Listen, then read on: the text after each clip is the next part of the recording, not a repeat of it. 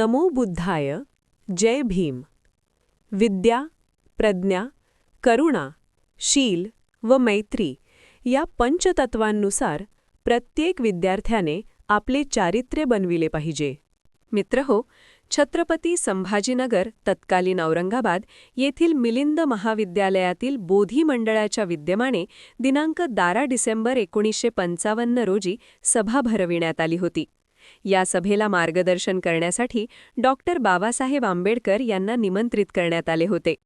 त्यांनी आपल्या भाषणात म्हटले की, विद्या ही अन्नासारखी सर्व मनुष्यास आवश्यक आहे.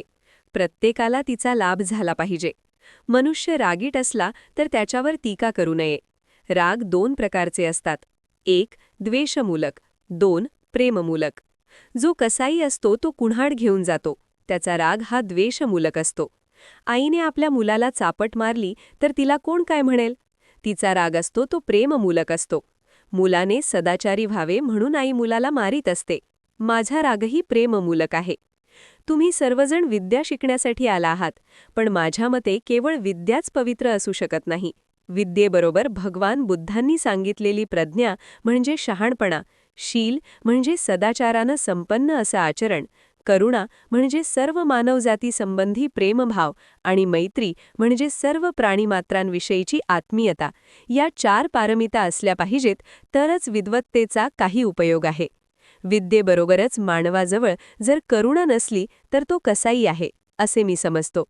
करुणा म्हणजे माणसामाणसावरचं प्रेम.